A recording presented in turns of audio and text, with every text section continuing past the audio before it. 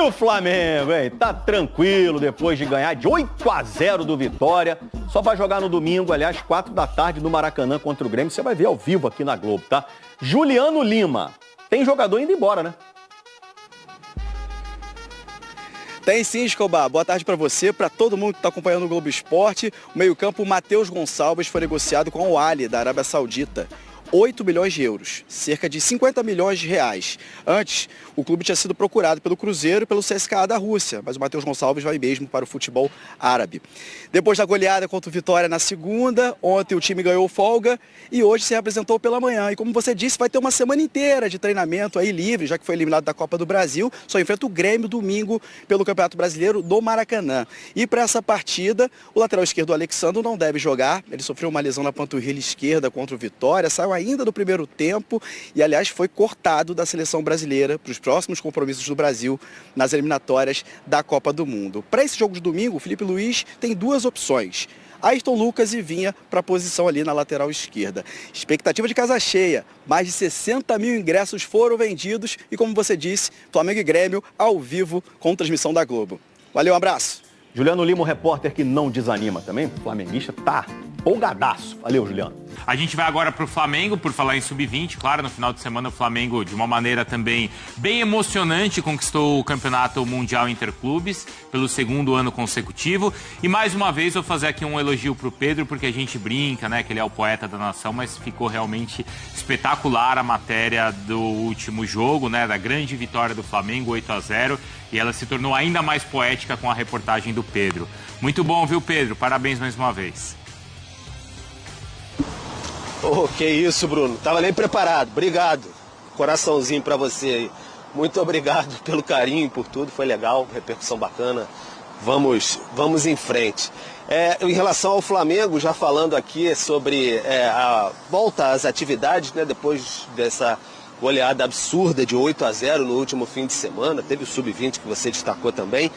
Mas o Flamengo teve um dia de folga ontem, o elenco descansou, porque volta agora pela manhã no Ninho do Urubu e daqui para frente vai ser treino até o jogo de domingo contra o Grêmio, 16 horas no Maracanã. E o Felipe Luiz quer aproveitar bastante essas semanas cheias aí, porque elas vão ser mais raras ainda por conta do ajuste no calendário da CBF, né? O Flamengo teria mais semanas cheias até o fim do ano, até se posicionou contra a mudança do calendário, então vai ter que aproveitar bastante. O Alexandro saiu no primeiro tempo contra o Vitória no Maracanã, sentiu um probleminha na panturrilha ali esquerda e de fato foi constatada uma lesão do jogador, vai ficar fora do jogo contra o Grêmio, depois é data FIFA, ele está convocado, foi o único rubro-negro na seleção do Ancelotti, então a gente fica na expectativa de como vai ser essa recuperação do Alexandro, se vai dar tempo de servir a seleção e tudo mais, mas o Flamengo tem Ayrton Lucas e Vinha para o setor, então acho que está bem servido, né, Bruno? Dá para trabalhar tranquilo o Felipe Luiz em relação à lateral esquerda até o fim de semana contra o Grêmio no Maracanã. E assim, a gente tem aqui também o nosso quadro Deu Bom na rodada, e o Deu Bom, vocês já imaginam para quem deu bom nessa rodada, né? Roda a vinheta aí pra gente, ó.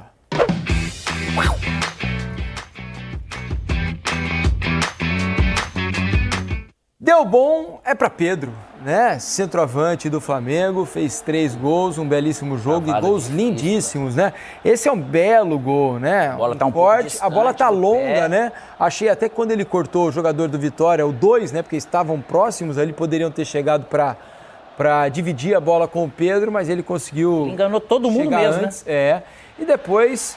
essa categoria, frieza para tirar do goleiro, né? Esse é o gol mais fácil que ele marcou na noite. A teta foi. E depois, para fechar, aí vem o mais bonito deles, né? Um elástico lindo, né? E a cavada de novo, mais uma cavada para tirar do goleiro e fazer o terceiro dele no jogo. Hat-trick de Pedro diante do Vitória. Bela exibição, Lazy tal, belo que gol. tava no jogo, hein, cara? É isso aí. Espetacular o gol. Espetacular. Tá crescendo de novo o Pedro, né? Depois de todo o imbróglio vivido ali, naquele momento de discussão, né, com o Felipe Luiz, desacordo, as coisas aparentemente estão entrando no trilho, né, Mansur? Sim. A gente vai agora também tentar compreender qual vai ser a a rotina, né? Como se o Pedro vai ser de novo a primeira opção, ou se o Felipe Luiz, porque é muito também do trabalho dele, vai trabalhar de acordo com a característica dos jogos, né? Que eu acho que vai ser o que a gente tem visto até agora acho que não muda, né? no campeonato. O Felipe vai manter, né, essa linha, né? Acontece que a impressão que eu tenho é que a qualidade técnica dele como 9 é muito alta, né? Muito alta. Ele tem as soluções que ele apresenta, assim, jogando de costas, tem associação com outros jogadores, conhecimento da área para finalizar. Ele é um 9 especialista que no elenco ele é o único, né? O Bruno Henrique ali, ele dá ao Felipe a questão do ataque ao espaço, de pressionar o adversário, de eventualmente puxar uma saída em jogos que o Flamengo tem um adversário que vem pressionar um pouco mais, ou que o Flamengo precisa pressionar no campo ofensivo, ou tem espaço para atacar as costas. Esse era um jogo que certamente o Felipe imaginava um adversário mais colocado atrás, querendo ter um 9 de referência. Mas como 9 em si, executando as funções do camisa 9, o Pedro é o especialista que o elenco tem num nível altíssimo. Feliz é o Felipe Luiz, né? Que tem diversas e ótimas opções para o ataque do Flamengo, né? Ainda mais agora, num momento em que não tem praticamente ninguém machucado. Ontem o Alexandro saiu com uma lesão na panturrilha, né? Imagino até que vai ser cortado da lista do Ancelotti para os 2 jogos finais das eliminatórias, e o Pulgar, né, que está fora ainda por causa de lesão. No mais, acho que não tem mais ninguém no departamento médico nesse momento, né? Tá todo mundo aí à disposição, né, Alex? Nisso tudo, cara, eu acho que tem mérito de todos os lados de estarem vivendo esse momento, porque tem um nível de cuidado para se preparar o ambiente, para cuidar do ambiente, preparar treino, como fazer, como se comunicar para você conseguir mobilizar os caras a estarem nesse nível que o Flamengo tá. Porque o pessoal às vezes pode falar assim pro treinador, mas também, ser treinador desse Flamengo aí é fácil, pô, joga a camisa pro alto e tudo. Só que para você, nesse nível que a gente tá vendo o Flamengo crescer, a gente já viu esse Flamengo começar jogos intensos e depois diminuir, né? Isso tudo a gente falou. E parece que ele pegou uma como diz no Sul, né, uma lomba abaixo, vamos dizer, que eles estão embalados, mas esse nível de fome não é fácil de você conseguir. Isso não é porque o cara ganha mais ou ganha menos, nós estamos falando de pessoas, cara, ser humano. E ser humano brasileiro ainda, ele dispersa muito fácil, estando no Flamengo, estando com o salário em dia, com uma baita estrutura, estando líder do campeonato, e aí vem e faz um jogo desse tipo. Então tem muito mérito do Felipe. E muito mérito do Felipe e do Pedro. Assim, o que tem de sentimento guardado deles, nós não temos como saber. Mas que isso é uma página, pelo menos profissionalmente virada para esse dia a dia, eu acho que é página virada, né? E o Pedro, parabéns para ele, porque o atleta, ele também acaba mostrando sempre que às vezes a gente erra e é normal, né? A gente sente, é normal, né? A gente não gosta, não concorda e é normal.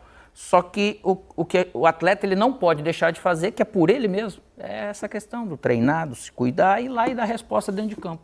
Muitas vezes falando é importante, porque a fala ela tem esse peso do atleta, essa representatividade, mas o que o Pedro vem fazendo também é um bom exemplo para jovens, para como resolver problemas internos, por mais que tenha se externado da maneira que foi. Então é mérito total deles, e o Felipe tem parcela muito grande nisso sim, gente. Não é fácil mobilizar jogador de futebol nesse nível. É isso, né? E é claro que teve a resposta do Pedro, né? Porque o Pedro claramente está brigando muito mais, está disputando mais as bolas, está querendo mais, está ligado dentro de campo. Então foi importante também aquela mexida com o ego do jogador, imagino eu, né? Não sei se ele teria dado essa mesma resposta caso...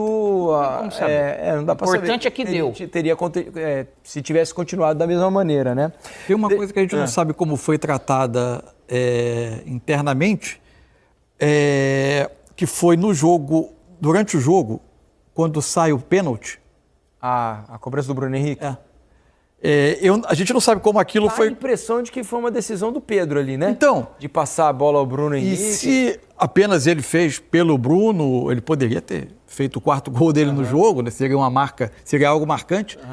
Ou se também ele sinalizou, estou com um grupo, num gesto de uma demonstração, um gesto Somos de nós e não união, eu, de né? unidade. Natural. Eu fiz aqui 3 gols, poderia fazer o quarto, sair aqui com uma marca muito importante, que seria lembrada, mas estou aqui entregando a bola a um jogador que tem muito tempo de clube. E que nesse jogo, eu acho que nem os outros, eles falariam algo, né?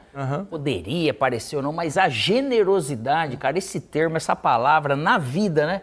Mas num ambiente competitivo desse jeito, desse nível que acontece, tem um resultado positivo absurdo. Você sabe que o Pedro fez esse golaço que a gente mostrou, né? O do elástico com a cavada, esse que a gente está vendo agora no nosso telão. Ô, Riva, você deve ter gostado, hein, Riva? É dele que nós vamos falar agora, uma especialidade de Roberto Rivelino, né? Que fazia, só que com a canhota. O Riva era canhoto, fazia com a canhota. E o Rivelino falou sobre o elástico do Pedro e elogiou o jogador do Flamengo. Galera, é o seguinte, hein? E o elástico do Pedro, hein? Fiquei contente, vibrei com o elástico. Que, claro, para mim é gratificante ver um jogador da qualidade do Pedro, de repente, daquele drible que marcou a minha vida, né? Ele deu curto, mas matou o central.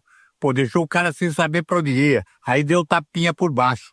Gol maravilhoso. Ele deu elástico, mais ou menos quando o Romário, se lembra que elástico que o Romário deu no Manaus? Muito parecido, curtinho assim, mas foi fantástico. Eu fico muito feliz quando vejo jogadores da qualidade do Pedro dar esse drible que marcou minha vida, né? Agora, a gente não vê muito outros jogadores dando, porque você tem que ter a manha, né? Tem que ter qualidade, tem que ter o molejo para dar o elástico. Falou, galera? Mais uma vez.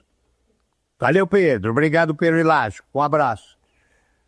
Grande figura, Roberto Rivelino. Mora lá em Vinhedo, né? Um bairro de Campinas quase ali, bem próximo à cidade. O Riva é uma grande figura. Você sabe de uma história aqui, o Mansur, Alex, amigos do Troca de Passes, antigamente a Bandeirantes transmitia. Eu não vi o Rivelino jogar no auge da carreira e tal, né? Eu vibrava com a seleção brasileira de Master. Exato, que eu ia dizer, o Rivelino era o treinador, né? O Luciano do Vale era o treinador e o Rivelino jogava, era a grande estrela da seleção brasileira de Masters, né? E a Bandeirantes transmitia os jogos.